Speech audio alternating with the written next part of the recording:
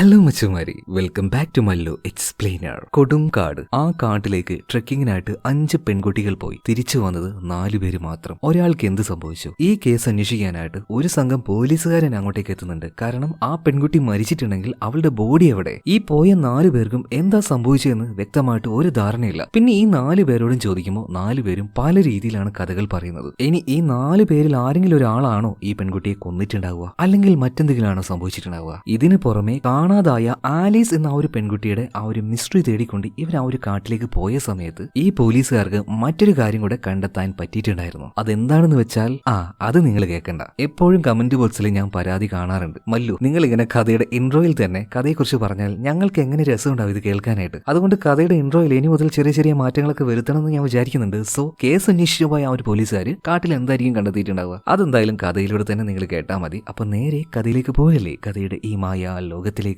So again welcome back to Mallu Explainer. ചില കാടുകളൊക്കെ നിങ്ങൾ കണ്ടിട്ടില്ലേ, ഭയങ്കര തിക്കായിരിക്കും. ഇപ്പൊ ഞാൻ താമസിക്കുന്നത് വയനാട്ടിലാണ്. വയനാട്ടിൽ തന്നെ 2 തരം ഫോറസ്റ്റുകളുണ്ട്. ചില ഫോറസ്റ്റിന്റെ ഉള്ളിലേക്ക് പോയിട്ടുണ്ടെങ്കിൽ ചിലപ്പോൾ വെളിച്ചം തന്നെ ഉള്ളിലേക്ക് വരില്ല. ചില ഫോറസ്റ്റിലേക്ക് പോയാൽ നല്ല വിശാലമായിട്ട് ഇങ്ങനെ കിടക്കും, കണ്ട ഫോറസ്റ്റ് ആണെന്ന് തോന്നുന്നു ചെയ്യും, നല്ല വെളിച്ചമൊക്കെ ഉള്ളിലേക്ക് വരികയും ചെയ്യും. പക്ഷെ ഏറ്റവും ഭയാനകരമായ ആ ഒരു കാട് എന്ന് പറയുന്നത് വെളിച്ചം വരാത്ത ഇടതിങ്ങിയ ആ ഒരു കാടുകൾ തന്നെയാണ്. അപ്പൊ അതുപോലെ ഇടതിങ്ങിയ ഒരു കാട് കാണിച്ചുകൊണ്ടാണ് സിനിമ ആരംഭിക്കുന്നത്. ആ കാട്ടിൽ നിന്നും ഭയന്ന് വിറച്ചുകൊണ്ട് ഒരു 4 സ്ത്രീകൾ പുറത്തേക്ക് ഓടി വരുന്നുണ്ട്. എന്ത് ചെയ്യണമെന്നറിയാതെ, എങ്ങോട്ടേക്ക് പോകണമെന്നറിയാതെ കാട്ടിൽ വെച്ച് വഴി തെറ്റി പോയതാണ് ഈ 4 പേർക്കും. അങ്ങനെ അതിലൂടെ ഒരു കാറ് പോകുന്നുണ്ടായിരുന്നു. പെട്ടെന്ന് തന്നെ കരഞ്ഞുകൊണ്ട് അയാളുടെ അടുത്തേക്ക് ഓടിച്ചെന്ന് സഹായിക്കണേന്ന് പറയാണ്. ഇപ്പൊ ഈ കുടുങ്ങിപ്പോയ 4 സ്ത്രീകളുണ്ടല്ലോ, അതിലൊരു സ്ത്രീയുടെ കയ്യിൽ 8 കാലി കടിച്ചിട്ടുണ്ട്. അപ്പൊ അതിന്റെ പോയിസൺ അവരുടെ ദേഹത്ത് കയറിക്കൊണ്ടിരിക്കുകയാണ്. ഇതിനു പുറമെ ഇവർ കാട്ടിലേക്ക് ട്രെക്കിങ്ങിന് പോയപ്പോൾ 5 പേരായിരുന്നു. ഇപ്പൊ തിരിച്ചു വന്നത് 4 പേരാണ്. അതായത് കൂട്ടത്തിലൊരാൾ ആലീസ് എന്നൊരു ലേഡി മിസ്സിംഗ് ആണിപ്പോ. ഇതിനുശേഷമാണ് നമ്മുടെ കഥാനായകൻ എറിക്കിനെ കാണിക്കുന്നത്. എറിക്കിനെ നിങ്ങൾക്ക് അറിയാതിരിക്കല്ലേ, ഇന്നലെ ഇതേ ക്യാരക്ടർ തന്നെ അന്വേഷിക്കുന്ന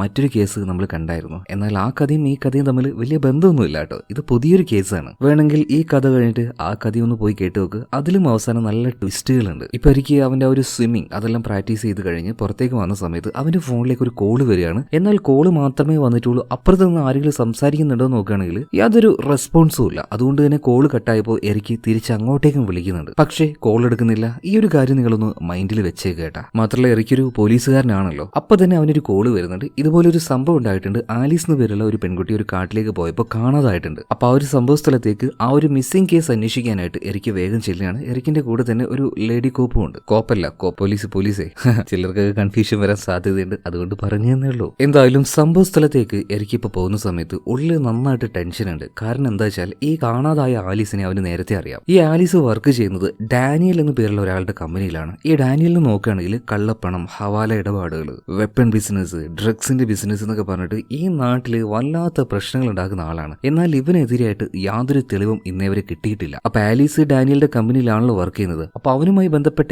എന്തെങ്കിലുമൊക്കെ രഹസ്യം ചോർത്തി തരാൻ പറ്റുമെന്ന് ആലീസിനോട് എനിക്ക് ചോദിച്ചായിരുന്നു. ചിലപ്പോ ഈ കാര്യം അറിഞ്ഞുകൊണ്ട് ഡാനിയൽ തന്നെ ആയിരിക്കോ ആലീസിന് എന്തെങ്കിലും ചെയ്തിട്ടുണ്ടാവുക, ആ ഒരു പേടിയും എറിക്കുന്നുണ്ട്. അങ്ങനെ അവർ പോയിക്കൊണ്ടിരിക്കുന്ന സമയത്ത് ഇപ്പൊ ഒരു ഫ്ലാഷ് ബാക്ക് കാണിക്കുകയാണ്. എറിക്കിന്റെ തന്നെ ഒരു പഴയ കാലമാണ്. അവനൊന്ന് കുട്ടിയാണ്, കൂടെ അച്ഛനും അമ്മയുണ്ട്. ഇതേ കാട്ടിലേക്ക് തന്നെ അവൻ അവരുടെ കൂടെ ട്രെക്കിങ്ങിനായിട്ട് വന്നതായിരുന്നു. അപ്പൊ ആ ഒരു കാര്യങ്ങളൊക്കെ അങ്ങോട്ടേക്ക് പോകുമ്പോൾ എറിക്ക് അങ്ങനെ ആലോചിക്കുന്നുണ്ട്. എന്തായാലും ഇതിനുശേഷം സംഭവം നടന്ന ആ ഒരു ഫോറസ്റ്റിലേക്ക് ഇവരെത്തുകയാണ്. ഓൾറെഡി പോലീസുകാർ അവിടെ സെർച്ചിങ് ആരംഭിച്ചിട്ടുണ്ട്. അപ്പോൾ അതിന്റെ ആ ഒരു ലീഡർ ആയിട്ടുള്ള പോലീസുകാരനുണ്ടല്ലോ വന്നിട്ട് എറിക്കിനോട് കാര്യങ്ങളൊക്കെ പറയാണ്. സാറേ, ഇവർ 5 പേരും കൂടെ ട്രെക്കിങ്ങിന് വേണ്ടിയിട്ടാണ് കാട്ടിലേക്ക് പോയത്. എന്നാൽ തിരിച്ചു വന്നപ്പോൾ 4 പേരേ ഉള്ളൂ. ആലീസ് മിസ്സിംഗ് ആണ്. അതുപോലെ ഇവർ കാട്ടിൽ വെച്ച് ഒരു കാര്യം കണ്ടായിരുന്നു. ശരിക്കും അത് ഷോക്കിംഗ് ആയിട്ടുള്ള ഒരു കാര്യം തന്നെയാണ്. ഒരു 40 വർഷം മുന്നേ നമ്മുടെ ഒരു നാട്ടിന്റെ പരിസരത്തൊക്കെ ആയിട്ട് ഒരു സീരിയൽ കില്ലർ ഉണ്ടായിരുന്നില്ലേ, കോവാക്കർ. അവന്റെ ആ ഒരു ഷെൽട്ടർ ഇവർ കണ്ടു എന്നാ പറയുന്നത്. ഇപ്പൊ എറിക്ക് ചോദിക്കാണ്, നമ്മളിപ്പോ ഏത് കേസ് അന്വേഷിക്കുന്നത്, നിങ്ങൾ ഏത് കേസിന്റെ പിന്നാലെ പോകുന്നത്? അതെല്ലാം പോട്ടെ, അവിടെ കണ്ട ആ ഒരു ഷെൽട്ടർ അത് ആ ഒരു സൈക്കോയുടെ ആണെന്ന് നിങ്ങൾക്ക് എങ്ങനെ മനസ്സിലായെന്ന് ചോദിക്കുമ്പോൾ, അതായത് അന്നൊരു കഥയുണ്ട് സാറേ. ഈ ഒരു സൈക്കോ ഉണ്ടല്ലോ, അവന്റെ കൂടെ എപ്പോഴും ഒരു നായ ഉണ്ടാവും. അപ്പൊ ഇവര് കണ്ട ആ ഒരു പഴയ വീടിനടുത്തായിട്ട് ഒരു കുഴിമാടുണ്ടായിരുന്നു. അതൊരു മനുഷ്യന്റെയാണ്. തൊട്ടപ്പുറത്ത് തന്നെ ഒരു നായുടെ കുഴിമാടുണ്ടായിരുന്നു. അങ്ങനെയാണ് ഇത് ഗോവാക്കിന്റെ വീടാണെന്ന് ഞങ്ങൾ മനസ്സിലാക്കിയത്. സാർ, എന്തൊക്കെയായാലും എത്രയും പെട്ടെന്ന് തന്നെ ആലീസിനെ കണ്ടുപിടിക്കണം. കാരണം നല്ല മഴയും അതുപോലെ തന്നെ നല്ല കാറ്റും വരാൻ പോവാണ്. അതിനു മുന്നേ സെർച്ചിങ് തീർന്നിട്ടില്ലെങ്കിൽ നമുക്ക് പിന്നീട് സെർച്ച് ചെയ്യാൻ കഴിയില്ല. അത്രയും നിബിഡമായ വനമാണിത്. അതുകൊണ്ട് തന്നെ ഒരുപാട് പോലീസുകാർ, കുറച്ച് ആൾക്കാരൊക്കെ വന്നിട്ട് ഭയങ്കരമായിട്ടുള്ള ആ ഒരു തെരച്ചിൽ കാടിന്റെ പല ഭാഗത്തായിട്ട് ചെയ്തുകൊണ്ടിരിക്കുന്നുണ്ട്. ഇവിടെ വെച്ച് ഒരു ഫ്ലാഷ് ബാക്ക് കാണിക്കുന്നുണ്ട്. ഒരു 2 ദിവസം മുന്നേ ഇതേ എറിക്ക് തന്നെ കാണാതായ ആലീസ് ഉണ്ടല്ലോ, അവളെ ഡാനിയലിന്റെ കമ്പനിയിൽ നിന്ന് വിളിച്ച് പുറത്തേക്ക് ഇറക്കിയിട്ട് അവൾക്കൊരു പെൻഡ്രൈവ് കൊടുത്തിട്ട് പറയാണ്, അവന്റെ എന്തെങ്കിലും ഒരു സീക്രട്ട് കിട്ടുകയാണെങ്കിൽ ഈ പെൻഡ്രൈവിലേക്ക് ഒന്ന് കയറ്റി തരണമെന്ന്. ഈ സമയത്ത് ആലീസ് പറയാണ്, സാറേ എന്നെ കൊണ്ട് പറ്റില്ല. അവനറിയാലോ, അവനെ നന്നായിട്ട് അറിയാലോ, ഇതെങ്ങാനും പിടിച്ചു കഴിഞ്ഞാൽ അവൻ എന്നിട്ട് പണിത് കളയും. ശരിയാണ്, ഒരു വട്ടം അവന്റെ കുറച്ച് കാശ് എടുത്ത കാര്യം നിങ്ങൾ കണ്ടുപിടിച്ചിട്ടുണ്ട്. ഇതും വെച്ച് നിങ്ങൾ എന്നെ ബ്ലാക്ക്മെയിൽ ചെയ്യാൻ നിൽക്കല്ലേ? ജീവൻ പോകുന്ന കേസാണ്, വെറുതെ ഉപദ്രവിക്കല്ലേ എന്ന് പറഞ്ഞിട്ട് ആലീസ് പോവാണ്. ഇതേ ആലീസ് തന്നെയാണ് ഇപ്പൊ കാട്ടിൽ വെച്ച് കാണാതായതും. എന്തായാലും ആ ഒരു ഫ്ലാഷ് ബാക്ക് കഴിഞ്ഞ് ഇപ്പൊ പ്രസന്റിലേക്ക് വരികയാണ്. എനിക്ക് പിന്നീട് നേരെ ചെല്ലുന്നത് ഇവർ ഈ കാട്ടിലേക്ക് ട്രെക്കിങ്ങിന് പോയപ്പോൾ അതിനൊരു ഓർഗനൈസർ ഉണ്ടാവുമല്ലോ, അയാളുടെ അടുത്തേക്കാണ്. ഈ ഓർഗനൈസറുടെ പേര് ഇയാൻ എന്നാണ്. അപ്പൊ ഇയാനോട് കാര്യങ്ങൾ ചോദിച്ചപ്പോൾ അവർ കമ്പനിയിൽ നിന്നും കുറച്ച് സ്റ്റാഫുകൾ ഇങ്ങോട്ടേക്ക് വന്നിട്ടുണ്ട്. ആ കൂട്ടത്തിൽ ആണുങ്ങളുണ്ടായിരുന്നു, പെണ്ണുങ്ങളും ഉണ്ടായിരുന്നു. ആണുങ്ങളുടെ ലീഡർ എന്ന് പറഞ്ഞാൽ അത് കമ്പനിയുടെ ഓണർ ആയിട്ടുള്ള ഡാനിയൽ തന്നെയാണ്. ലേഡീസിന്റെ ലീഡർ എന്ന് പറഞ്ഞാൽ അത് അവന്റെ വൈഫായിട്ടുള്ള ജില്ലാണ്. ഗേൾസ് എല്ലാവരും, അതായത് അവർ 5 പേരും നേരത്തെ എത്തിയത് കൊണ്ട് തന്നെ അവർ ആദ്യം അയക്കാമെന്ന് ഞാൻ തീരുമാനിച്ചു. നേരെ അവരെ കൂട്ടി ഇവിടെ അടുത്തുണ്ടായിരുന്ന ഒരു വാട്ടർഫാളിന്റെ അടുത്തേക്ക് പോയി. അവിടെ വെച്ച് അവർക്ക് കാര്യങ്ങളൊക്കെ പറഞ്ഞു കൊടുത്തു. ഇവിടെ നിന്ന് ഒരു 10 കിലോമീറ്റർ നടക്കുകയാണെങ്കിൽ ഒരു ക്യാമ്പിംഗ് സൈറ്റിലേക്ക് എത്താൻ പറ്റും. അപ്പൊ അതിന്റെ മാപ്പിംഗ് കാര്യങ്ങളൊക്കെ ഞാൻ അവരുടെ കയ്യിൽ ഏൽപ്പിച്ചായിരുന്നു. അപ്പൊ ആ ഒരു ക്യാമ്പിംഗ് സൈറ്റിൽ പോയാൽ അവർക്ക് ആവശ്യമായിട്ടുള്ള സാധനങ്ങളൊക്കെ അവിടെ ഉണ്ടാവും. പിന്നീട് ആ രാത്രിയിൽ അവിടെ സ്റ്റേ ചെയ്തിട്ട് പിറ്റേ ദിവസം രാവിലെ ഇതുപോലെ 10 കിലോമീറ്റർ നടക്കുകയാണെങ്കിൽ അടുത്ത ക്യാമ്പിംഗ് സൈറ്റിലേക്ക് എത്താൻ പറ്റും. അങ്ങനെ 3 ക്യാമ്പിംഗ് സൈറ്റ് ഉണ്ട്. ഇത് എത്തിക്കഴിഞ്ഞാൽ വേണമെങ്കിൽ തിരിച്ചു വരാം. അതുപോലെ തന്നെ എല്ലാവരും അങ്ങോട്ടേക്ക് പോകുന്നതിന് മുന്നേ എല്ലാവരുടെയും ഫോൺ ഞാൻ മേടിച്ച് കയ്യിൽ വെച്ചായിരുന്നു. കാരണം ബിസി ആയിട്ടുള്ള ലൈഫിൽ നിന്നും ഒന്ന് മാറി നിൽക്കാൻ വേണ്ടിയിട്ടാണ് ഇതുപോലൊരു ട്രിപ്പിനായിട്ട് വരുന്നത്. അപ്പൊ സെൽഫോൺ ആവശ്യമില്ലല്ലോ, അതിന്റെ പേരിൽ എല്ലാവരുടെയും ആ ഒരു ഫോൺ മേടിച്ചൊരു കവറിൽ ഇട്ട് വെക്കുന്നുണ്ട്. ഇപ്പൊ ടീം ലീഡർ ആയിട്ടുള്ള ജില്ല്, അതായത് ഡാനിയലിന്റെ വൈഫ്, ആ ഒരു മാപ്പ് ബ്രീ ഉണ്ടല്ലോ, ബ്രീയുടെ കയ്യിൽ ഏൽപ്പിക്കുകയാണ്. സോറി, ആ 5 പേരെ ഞാൻ പരിചയപ്പെടുത്താൻ മറന്നുപോയി. അപ്പൊ 5 പേരെ ആരൊക്കെയാന്ന് നോക്കുകയാണെങ്കിൽ ഒന്ന് മുതലാളിയുടെ ഭാര്യയായിട്ടുള്ള ജില്ല്, അതുപോലെ തന്നെ കാണാതായ നമ്മുടെ ആലീസ്, പിന്നെ ലോറ എന്ന് പേരുള്ള മറ്റൊരു ലേഡി, അതുപോലെ തന്നെ ഒരു ചേട്ടത്തിയും അനിയത്തിയും. അവരുടെ പേരാണ് ബ്രീ, ബെത്ത്. അതിൽ അനിയത്തിയായിട്ടുള്ള ബെത്തിന്റെ കാര്യം നോക്കുകയാണെങ്കിൽ ഭയങ്കര തീവണ്ടിയാണ് കേട്ടോ. എപ്പം നോക്കിയാലും സിഗരറ്റ് വലിച്ചുകൊണ്ടിരിക്കും. എന്തായാലും ഈ ബെത്തിന്റെ ചേച്ചി ബ്രീയുടെ കയ്യിലാണ് ജില്ല് ആ ഒരു മാപ്പ് ഏൽപ്പിക്കുന്നത്. അങ്ങനെ അവർ അത് വെച്ച് പോകുകയും ചെയ്തു. ഈ കാര്യങ്ങൾ ഈ ഒരു ഗൈഡ് ഇയാൻ പറഞ്ഞു കൊടുക്കുന്നുണ്ട്. ഇതിനുശേഷം അവിടെ ഉണ്ടായത് ആ ഒരു ഹോട്ടലിലേക്ക് ഇറക്കി തിരിച്ചു വരികയാണ്. വന്ന് നോക്കുമ്പോൾ അവിടെ തന്നെയാണ് ജില്ലുള്ളത്. ജില്ലിന്റെ അടുത്തേക്ക് ഡാനിയൽ വന്നിട്ട് എന്തൊക്കെയോ സംസാരിക്കുന്നുണ്ട്. ഈ ഡാനിയൽ തന്നെയാണ് എറിക്കിന്റെ സസ്പെക്ട് ലിസ്റ്റിലുള്ള ആള്. പോരാത്തതിന് ഒരു കൊടും ക്രിമിനലാണ് അവനെതിരായിട്ട് ഒരു തെളിവ് നമ്മുടെ എറിക്കിന് കിട്ടിയിട്ടില്ല. എന്തായാലും ജില്ലിനോട് കുറച്ചേരം സംസാരിച്ച് ഡാനിയൽ അവിടുന്ന് തിരിച്ചു പോകുന്നുണ്ട്. അപ്പൊ ജില്ലിന്റെ അടുത്തേക്ക് ഇറക്കി പോവാണ് ചില കാര്യങ്ങൾ ചോദിച്ചറിയാൻ വേണ്ടിയിട്ട്. അല്ല, നിങ്ങളുടെ കമ്പനിയിൽ ഒരുപാട് സ്റ്റാഫുകൾ വേറെ ഉണ്ടല്ലോ, എന്നിട്ട് എന്തുകൊണ്ടാണ് ഈ 4 പേരെ മാത്രം നിങ്ങൾ സെലക്ട് ചെയ്തത്? ഈ സമയത്ത് ജില്ല് പറയാണ്, സാറേ അതൊന്നും ഞാനല്ല ചെയ്തത്. കംപ്ലീറ്റ് സ്റ്റാഫുകളെയും കാര്യങ്ങളൊക്കെ തിരഞ്ഞെടുത്തത് ഈ കാണാതായ ആലീസ് തന്നെയാണ്. ഈ ആലീസിനെ കുറിച്ച് പറയുകയാണെങ്കിൽ കമ്പനിയിൽ അവളുടെ സ്റ്റാഫുകളെ, അതായത് അവളുടെ കീഴിലുള്ളവരെ അവള് ഭയങ്കരമായിട്ട് ബുള്ളി ചെയ്യായിരുന്നു. ഒരു വല്ലാത്തൊരു അധികാരം കാണിക്കല്. അതുപോലെ തന്നെ അവൾക്ക് കംഫർട്ട് ആയിട്ടുള്ള കുറച്ച് ആൾക്കാരെ അവൾ കൂടെ കൂട്ടി എന്നേ ഉള്ളൂ. അല്ലാതെ ഒരു സ്പെഷ്യൽ പ്രൊസീജിയറിലൂടെ ഇത്രയും ആൾക്കാരെ തിരഞ്ഞെടുത്തതൊന്നുമല്ല. പിന്നീട് അന്ന് കാട്ടിലേക്ക് പോയ കാര്യം ചോദിക്കുകയാണെങ്കിൽ തുടക്കത്തിൽ മാപ്പ് കിട്ടിയപ്പോൾ ഞങ്ങൾ എല്ലാവരും അങ്ങനെ നടന്നു പോകായിരുന്നു. പോകുന്ന വഴിയിൽ ഒരു മരത്തിൽ ഒരു ചുവന്ന പതാക കണ്ടു. അതായത് ഈ പോകുന്ന വഴിയിൽ ഈ പതാക കളക്ട് ചെയ്യുകയാണെങ്കിൽ ഇത് ഓർഗനൈസ് ചെയ്തവരുടെ ഭാഗത്തുനിന്ന് ചെറിയൊരു പ്രൈസ് എമൗണ്ടും കാര്യങ്ങളൊക്കെ കിട്ടും. അതിന് വേണ്ടിയിട്ട് ബ്രീ, ബെത്ത്, അതായത് ചേച്ചിയും അനിയത്തി, അവർ രണ്ടുപേരും ആ ഒരു കൊടി കളക്ട് ചെയ്യാനായിട്ട് നന്നായിട്ട് കഷ്ടപ്പെട്ട് അവസാനം അത് എടുക്കുന്നുണ്ട്. ഇതേ നേരം തന്നെ ആലീസ് പറഞ്ഞു, എന്തിനാ അനാവശ്യമായിട്ട് ഇതൊക്കെ വിട്ടുകളാ, നമുക്ക് നേരെ ആ ഒരു ക്യാമ്പിംഗ് സൈറ്റിലേക്ക് പോവാം, രാത്രി ആവാനായിട്ടുണ്ട്. ഇതും പറഞ്ഞ് നേരെ ആ ഒരു ക്യാമ്പിംഗ് സൈറ്റിലേക്ക് ഇവർ പോവാണ്. അതുപോലെ തന്നെ രാത്രി ആയിട്ടുണ്ട്, എല്ലാം റെഡിയാക്കുകയാണ്. ആ നേരം ഇവരുടെ ടീമിലുണ്ടായിരുന്ന ലോറ ഉണ്ടല്ലോ, ലോറ പറയാണ് എന്തോ ഒരു ശബ്ദം കേൾക്കുന്നുണ്ട്. ഇവിടെ സീൻ കെട്ടാവുകയാണ്. അന്ന് ലോറ കേട്ട ആ ഒരു ശബ്ദം എന്താണെന്ന് അത് മുന്നോട്ടേക്ക് പോകുമ്പോൾ ഇനി നമുക്ക് മനസ്സിലാവുള്ളൂ. രാത്രി അതേ ഹോട്ടലിൽ തന്നെ നമ്മുടെ ഇടയ്ക്ക് ഇപ്പോഴും നിൽക്കുന്നുണ്ട്. ആ സമയത്ത് അർദ്ധരാത്രിയിൽ പുറത്തു പോയ ഒരാൾ ഉള്ളിലേക്ക് കയറി വരുന്നുണ്ട്. മറ്റാരുമല്ല, അന്ന് രാത്രി ശബ്ദം കേട്ടു എന്ന് പറഞ്ഞ ആ ഒരു ലോറ ഉണ്ടല്ലോ, ഇതേ ലോറ തന്നെ. ഈ നട്ടപ്പാതിരക്ക് ലോറ ഇതെവിടെ പോയിട്ട് വരികയാണ്. ലോറയോട് കാര്യങ്ങൾ ചോദിച്ചപ്പോൾ അതൊന്നുമില്ല, ഈ കാട്ടിൽ കാണാതായ ആൾക്കാർ ഈ അരുവി ഉണ്ടല്ലോ അത് ഒഴുകുന്നത് കണ്ട് അതിന്റെ അരികിലൂടെ പുറത്തേക്ക് വരാൻ ശ്രമിക്കാറുണ്ട്. അപ്പൊ ഞാൻ ആ ഒരു അരുവിയുടെ അരികിൽ പോയി നിന്നതാണ്. ഇനി അവളെങ്ങാനും വഴിതെറ്റി ഉൾക്കാട്ടിൽ പെട്ടുപോയിട്ടുണ്ടെങ്കിൽ അതിന്റെ സൈഡിലൂടെ വന്ന് അവിടേക്ക് വരികയാണെങ്കിൽ കാണാലോ എന്ന് കരുതിയിട്ട്. അതെല്ലാം പോട്ടെ, അന്ന് രാത്രി സംഭവിച്ച കാര്യങ്ങൾ എന്താണെന്ന് പിന്നീട് ഈ ലോറയോട് ചോദിച്ചപ്പോൾ ഇവരവിടെ ക്യാമ്പ് ചെയ്ത സമയത്ത് എന്തൊരു ശബ്ദം കേട്ടു എന്ന് ലോറ പറഞ്ഞല്ലോ. ആ ശബ്ദം വേറെ ഒന്നുമല്ല, ലേഡീസിന്റെ ടീം പോലെ തന്നെ മെൻസിന്റെ ഒരു ടീം ഉണ്ടായിരുന്നല്ലോ, അവരങ്ങോട്ടേക്ക് വന്നതാണ്. സോ എല്ലാവരും കൂടെ അവിടെ ക്യാമ്പ് ചെയ്ത് ജോളിയായിട്ട് നിൽക്കുകയാണ്. ഈ സമയത്ത് ആലീസിനെയും കൂട്ടി കമ്പനിയുടെ മുതലാളിയായിട്ടുള്ള ഡാനിയൽ ഇരുട്ടത്തേക്ക് പോയിട്ട് എന്തൊക്കെയോ ചില കാര്യങ്ങൾ അവളോട് പറയുന്നുണ്ടായിരുന്നു. ഈ കാര്യങ്ങൾ ഇവരെല്ലാവരും കാണുന്നുണ്ട് കേട്ടോ. പക്ഷേ രാവിലെ ഡാനിയലിന്റെ ഭാര്യ ജില്ലിനോട് ചോദിച്ചപ്പോൾ അവൾ ഈ ഒരു കാര്യമൊന്നും പറഞ്ഞില്ല. അപ്പൊ എന്തിനായിരിക്കും ജിൽ ഈ കാര്യം മറച്ചു വെച്ചത്? അങ്ങനെ പിറ്റേ ദിവസമായി എനിക്ക് വീണ്ടും ആലോചിക്കുകയാണ്, ശരിയും എവിടെയാണ് പ്രശ്നം നടന്നിട്ടുണ്ടാവുക. ഇവിടെ വെച്ച് മറ്റൊരു ഫ്ലാഷ് ബാക്ക് കൂടെ കാണിക്കുന്നുണ്ട്. അതായത് ഡാനിയലിന്റെ കമ്പനിയിലെ രഹസ്യങ്ങൾ ചോർത്താനായിട്ട് ആലീസിനോട് പറഞ്ഞപ്പോൾ അവള് പറ്റില്ല എന്ന് പറഞ്ഞല്ലോ, അതേ പെൻഡ്രൈവ് എടുത്തുകൊണ്ട് ആലീസിന്റെ മകൾ പഠിക്കുന്ന ഒരു സ്കൂളിലേക്ക് ഇറക്കി ചെന്നിട്ടുണ്ട്. കാരണം മകളെ കൂട്ടാനായിട്ട് ആലീസ് അങ്ങോട്ടേക്ക് പോയിട്ട് പുറത്ത് കാത്തു നിൽക്കുകയാണ്. അവളുടെ കാറിൽ കയറിയിട്ട് ഇപ്പൊ ഇറക്കി പറയാണ്, ആലീസ് ഞാൻ പറഞ്ഞ പണി അത് ചെയ്തു, കാരണം അവന്റെ കമ്പനിയിൽ നിന്നും നീ പൈസ മോഷ്ടിച്ച കാര്യം ഞാൻ കണ്ടുപിടിച്ചിട്ടുണ്ട്. ഇനി ഈ കാര്യങ്ങാനും അവനറിഞ്ഞാലോ നിന്റെ കാര്യം ആകെ കട്ടപ്പോകയാവും. ഈ സമയത്ത് ആലീസ് പറയുന്നത്, എന്റെ പൊന്നു മനുഷ്യ നിങ്ങൾ കാര്യം ഒന്ന് മനസ്സിലാക്ക്, നാളെ ഉച്ചയ്ക്ക് ഞങ്ങളുടെ കമ്പനിയിൽ നിന്നും ഒരു ട്രെക്കിംഗ് ട്രിപ്പ് പോവാണ്. അപ്പൊ ഈ ഒരു ദിവസം കൊണ്ട് ഞാൻ എന്ത് ചെയ്യാനാ? ഇറക്കി പറയണ ഇന്ന് തന്നെ പോയിട്ട് എന്തെങ്കിലുമൊക്കെ ഡയറ്റ് ഉണ്ടെങ്കിൽ അത് ഞങ്ങൾക്ക് ചോർത്തിത്താ.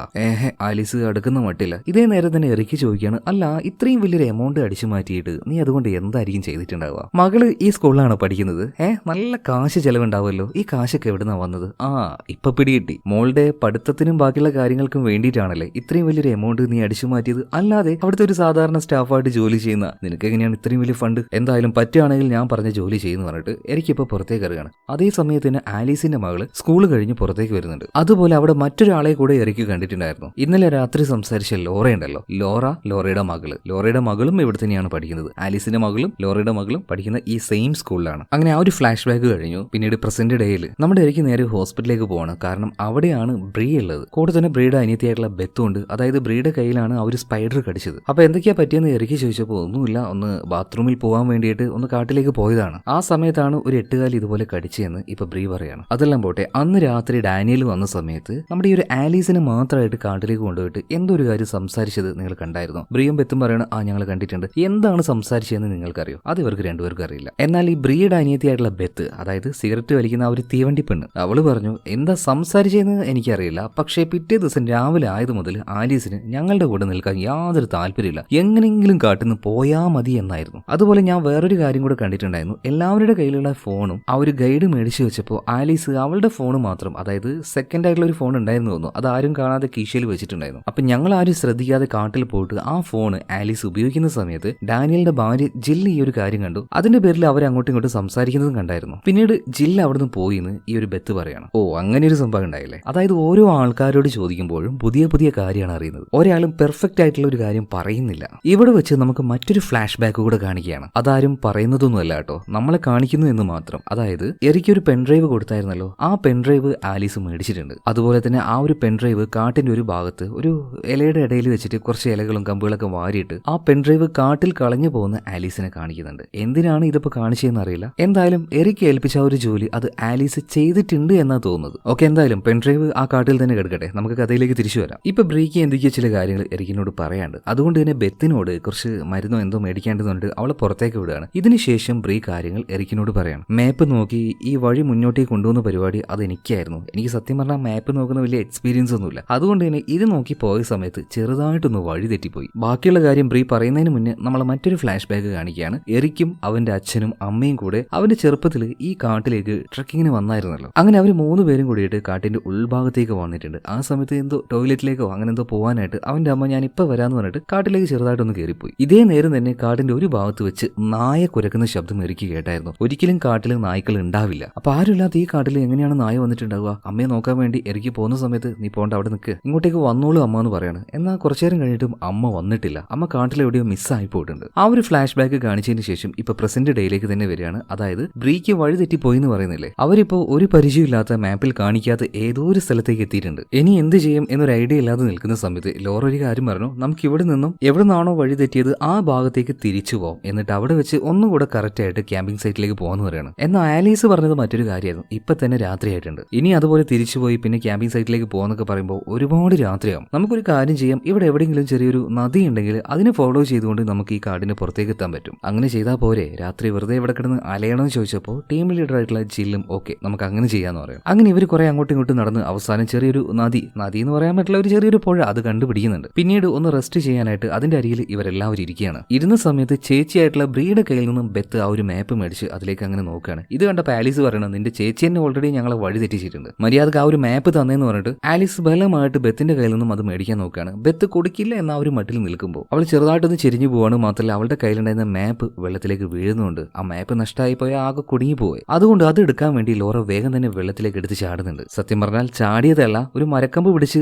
ഇങ്ങനെ ഏന്തി വലിച്ചത് എടുക്കാൻ നോക്കിയതാണ്. കമ്പ് പൊട്ടി വെള്ളത്തിലേക്ക് വീണെന്ന് പറയാലോ. പിന്നീട് എങ്ങനെയൊക്കെയോ ഇവരെല്ലാവരും കൂടി ചേർന്ന് ആ ഒരു വെള്ളത്തിൽ നിന്ന് നമ്മുടെ ലോറയെ പുറത്തേക്ക് വലിച്ചെടുത്ത് രക്ഷപ്പെടുത്തി, അല്ലെങ്കിൽ അതിൽ മുങ്ങി അവൾ മരിച്ചേനെ. അപ്പൊ ആ ഒരു ഫ്ലാഷ് ബാക്കും കഴിഞ്ഞു. ഇപ്പൊ പ്രസന്റ് ഡേയിലേക്ക് വരികയാണ്. എറിക്ക് പിന്നീട് ആ ഒരു ഹോട്ടലിൽ ചെന്നു. അതായത് ഈ കാടിന്റെ അടുത്തുള്ള ഹോട്ടൽ, അവിടെ തന്നെയാണ് എല്ലാവരും ഇപ്പൊ നിലവിലുള്ളത്. അപ്പൊ അവിടെ നിന്നുകൊണ്ട് എറിക്ക് പഴയൊരു കാര്യം ആലോചിക്കുകയാണ്. അതായത് അവനും അവന്റെ അമ്മയും അച്ഛനും കൂടെ ട്രെക്കിങ്ങിന് പോയല്ലോ. അപ്പൊ അമ്മയെ കാണാതായല്ലോ. അമ്മയെ തേടിക്കൊണ്ട് ഇവരങ്ങനെ പോവുകയാണ്. പോകുന്ന സമയത്ത് ഒരു കാര്യം കണ്ടായിരുന്നു, കുറച്ച് എന്താ പറയാ കമ്പും ചില്ലിയും ഇതെല്ലാം കൂട്ടിയിട്ട് കത്തിച്ചതിന്റെ പാട്. ഇപ്പൊ എറിക്കിനോട് അച്ഛൻ പറയണം, കണ്ടോ നമുക്ക് അവള് സിഗ്നൽ തന്നതാണ്, ഈ കാട്ടിൽ എങ്ങനെ സർവൈവ് ചെയ്യാ എന്നുള്ള കാര്യം നിന്റെ അമ്മയ്ക്ക് നന്നായിട്ട് അറിയാം. സോ ആ ഒരു വഴിയിൽ തന്നെ ഇവർ മുന്നോട്ടേക്ക് പോകണം. കാരണം മിക്കവാറും അമ്മ ഒരു ചെറിയ പുഴ തേടി പോയിട്ടുണ്ടാവും, അതിന്റെ അരികെ പിടിച്ച് പുറത്തേക്ക് പോകാനും നോക്കിയിട്ടുണ്ടാവും. നമുക്ക് എന്തായാലും അതേ രീതിയിൽ തന്നെ പുറത്തേക്ക് പോവാന്ന് പറയാണ്. അതായത് ഇപ്പൊ എന്താണോ ലോറ പറഞ്ഞത് ആ ഒരു കാര്യം തന്നെ എറിക്ക് റിലേറ്റ് ചെയ്യാണ്. അവൻ അവന്റെ ലൈഫിലും ഇതുപോലൊരു സംഭവം ഉണ്ടായിട്ടുണ്ട്. അപ്പൊ ഫ്ലാഷ് ബാക്കിൽ അവന്റെ അച്ഛൻ പറഞ്ഞതുപോലെ തന്നെ ഇനി എങ്ങാനും ഈ കാണാതായ ആലീസ് അതായത് വഴിതെറ്റി കാട്ടിലേക്ക് പോയിട്ടുണ്ടെങ്കിൽ വഴി അറിയാൻ വേണ്ടി ഇതേ പുഴയുടെ അരികിലൂടെ വന്നിട്ടുണ്ടെങ്കിലോ അപ്പൊ ചുമ്മാ അവന് നേരെ ആ ഒരു പുഴയുടെ അരികിലേക്ക് പോവാണ്. ഇതേ സമയത്ത് തന്നെ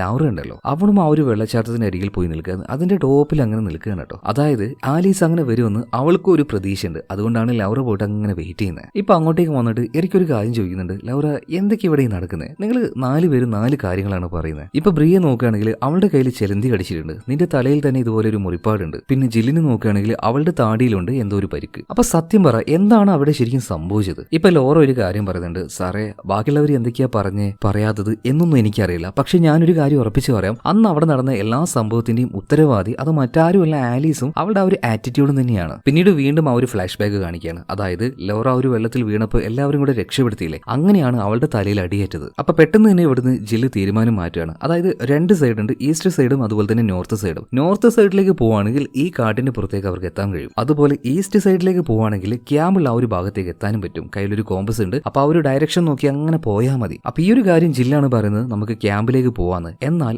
ആലീസ് പറയുന്നത് അതൊന്നും വേണ്ട, നമുക്ക് നോർത്ത് സൈഡിലേക്ക് പോകാം, എങ്ങനെയെങ്കിലും പുറത്ത് കിടക്കാന്ന്. അപ്പൊ ജില്ല് ആലീസിന് ചീത്ത പറയാണ്, നീ എന്താ ഈ പറയുന്നത്? സമയം നോക്കി ഇരുട്ടാനായിട്ടുണ്ട്, എങ്ങനെയെങ്കിലും ക്യാമ്പിലേക്ക് എത്താൻ നോക്കാം. നമ്മുടെ കയ്യിൽ ഫുഡ് ഉണ്ടോ, വെള്ളമുണ്ടോ? പോരാത്തതിന് ഇവൾക്ക് നന്നായിട്ട് പരിക്കും പറ്റിയിട്ടുണ്ട്. വേഗം നമ്മൾ ആ ഒരു ക്യാമ്പിലേക്ക് എത്തുകയാണെങ്കിൽ ബാക്കിയുള്ള ആണുങ്ങളൊക്കെ അവിടെ ഉണ്ടാവുമല്ലോ, എന്തെങ്കിലുമൊക്കെ ഫസ്റ്റ് എയ്ഡ് ട്രീറ്റ്മെന്റ് ഇവൾക്ക് കൊടുക്കാൻ കഴിയും. എന്തായാലും നിന്റെ കയ്യിൽ കോമ്പസ് ഇല്ലേ, നേരെ ഈസ്റ്റ് സൈഡിലേക്ക് വിട്ടോന്ന് പറയാണ്. അങ്ങനെ ആലീസ് ഇവർക്ക് എല്ലാവർക്കും വഴി കാണിച്ച് നേരെ മുന്നിൽ നടക്കുന്നുണ്ട്. കുറച്ചു ദൂരം നടന്നപ്പോൾ നല്ല ഭംഗിയുള്ള ഒരു ചെരുവിലേക്ക് ഇവർ എത്തുകയാണ്. അവിടെ വെച്ച് വിശാലമായ ഒരു പ്രദേശം മുഴുവനായിട്ടും അവർക്ക് കാണാൻ കഴിയുന്നുണ്ട്, സൂര്യൻ അസ്തമിക്കുന്നത് കാണാൻ പറ്റുന്നത്. ഇത് കണ്ടപ്പോഴാണ് ബെത്തിനൊരു സംശയം, ഈസ്റ്റ് സൈഡിലേക്കാണ് ഇവർ വന്നെങ്കിൽ ഒരിക്കലും ഈ ഒരു കാഴ്ച കാണാനുള്ള സാധ്യതയില്ല. കാരണം സൂര്യൻ അസ്തമിക്കുന്ന ഒരു പൊസിഷൻ വെച്ച് അവർ ഈസ്റ്റ് സൈഡിലേക്കല്ല വന്നത്. അതായത് ആലീസ് ഇവരെ കൊണ്ടുവന്നത് നോർത്ത് സൈഡിലേക്ക് തന്നെയാണ്. ഇത്രയും നേരം ഇവർ 4 പേരെയും ആലീസ് പറ്റിക്കുകയായിരുന്നു. ഇവർ നേരെ പോകുന്നത് ക്യാമ്പിൻ സൈറ്റിലേക്കല്ലായിരുന്നു, നേരെ കാടിന്റെ പുറത്തേക്കാണ്. എല്ലാവർക്കും നന്നായിട്ട് ദേഷ്യം വരുന്നുണ്ട്. എന്ന് ഇവിടെ വെച്ച് വേറൊന്നും ചെയ്യാൻ കഴിയില്ല, ഇത്രയും ദൂരം മുന്നോട്ടേക്ക് വന്നതല്ലേ. ജില്ല് പറയാണ്, എന്നാ പിന്നെ നോർത്ത് സൈഡിലേക്ക്, അതായത് കാടിന്റെ പുറത്തേക്ക് തന്നെ പോവാന്ന്. അങ്ങനെ ആ ഒരു ഫ്ലാഷ് ബാക്കും കഴിഞ്ഞു. പിന്നീട് എറിക്ക് നേരെ ജില്ലിനോട് കാര്യങ്ങൾ ചോദിക്കാൻ അവരുടെ അടുത്തേക്ക് വരികയാണ്. ജില്ലിനോട് ചോദിക്കുന്നത്,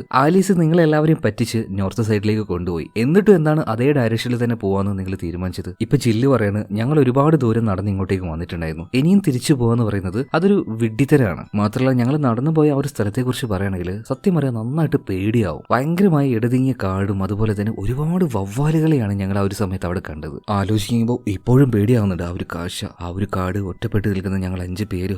എന്തായാലും ഇതേ നേരം തന്നെ ആശുപത്രിയിൽ നിന്നും ഡിസ്ചാർജ് ആയിട്ട് ബ്രീ ബെത്ത് 2 പേരും ഇങ്ങോട്ടേക്ക് വന്നിട്ടുണ്ട്. പിന്നീട് ജില്ലിനെ വിട്ട് അവരോടായി കാര്യങ്ങൾ ചോദിക്കാൻ തുടങ്ങുന്നത്. അതായത് അന്ന് അവരെ വഴി തെറ്റിച്ച് ആലീസ് നോർത്ത് സൈഡിലേക്ക് കൊണ്ടുപോയല്ലോ, അങ്ങനെ നടന്ന് രാത്രി ആയിട്ടുണ്ട്. അപ്പൊ ഈ ഒരു രാത്രിയിൽ ഇനിയും നടക്കുക എന്ന് പറയുന്നത് പോസിബിൾ ആയിട്ടുള്ള കാര്യമല്ല. അപ്പൊ അവിടെ എവിടെയെങ്കിലും ക്യാമ്പ് ചെയ്യാന്ന് ഇവർ തീരുമാനിച്ചു. അങ്ങനെ നോക്കുമ്പോഴാണ് ഇവർ ഒരു കാര്യം കാണുന്നത്, ഒരു പഴയ മരത്തിന്റെ വീട്. വേഗം തന്നെ ഇവരെല്ലാവരും അങ്ങോട്ടേക്ക് ഓടിച്ചെന്നു. ഈ സമയത്ത് ഇതുപോലൊരു വീട് കാണുന്ന പറഞ്ഞാൽ അത് വലിയ ഭാഗ്യം തന്നെയാണ്. അപ്പൊ എല്ലാവരും അവിടെ നിൽക്കാന്ന് തീരുമാനിച്ചു, ആലീസ് ഒഴികെ. ആലീസ് പറയാണ്, രാത്രിയൊന്നും നോക്കണ്ട, നമുക്ക് വേഗം തിരിച്ചു പോവാം. അതായത് എങ്ങനെയെങ്കിലും കാട്ടിൽ നിന്നും പുറത്ത് കിടക്കുക എന്നുള്ള ആ ഒരു ഉദ്ദേശം മാത്രമേ ആലീസിനുള്ളൂ. അപ്പൊ ബാക്കിയുള്ളവർ പറയണം, നീ പോവാണെങ്കിൽ പോയിക്കോ, ഞങ്ങൾ ഇവിടെ നിൽക്കുകയാണെന്ന്. എന്നാ നിങ്ങൾ ഇവിടെ നിന്നിട്ട് ആലീസ് ഒറ്റയ്ക്ക് നടന്നുപോയി. അങ്ങനെ പോകുന്നതിന്റെ ഇടയിൽ കാല് തന്നെ അവളൊരു ഭാഗത്തേക്ക് വീഴുന്നുണ്ട്. എല്ലാവരും കൂടി അങ്ങോട്ടേക്ക് ശബ്ദം കേട്ട് ഓടി വരികയാണ്. പിന്നീട് ഇവർ നോക്കുമ്പോൾ അവിടെ ചെറിയൊരു കുഴിമാടും കാണുന്നുണ്ട്. അതുപോലെ തന്നെ അവിടെ എഴുതി വെച്ചിട്ടുണ്ട് ഗുച്ചിന്നേറ്റം. അതായത് ഇത് നായകൾക്കോ അല്ലെങ്കിൽ വല്ല മൃഗങ്ങൾക്കോ ഇടുന്ന പേരാണ്. അപ്പൊ അതൊരു നായയുടെ കുഴിമാടാണെന്ന് മനസ്സിലായി. അതുപോലെ തന്നെ ഇതിന്റെ തൊട്ടപ്പുറത്തായിട്ട് വലിയൊരു കുഴിമാടും കൂടെ കാണുന്നുണ്ട്. സോ ഇതോട് കൂടിയിട്ട് ഇവർക്ക് എല്ലാവർക്കും ഒരു കാര്യം മനസ്സിലായി. കുറച്ച് വർഷങ്ങൾക്ക് മുന്നേ ഈ കാട്ടിൽ വിഹരിച്ചിരുന്ന ആ psycho serial killer go walker,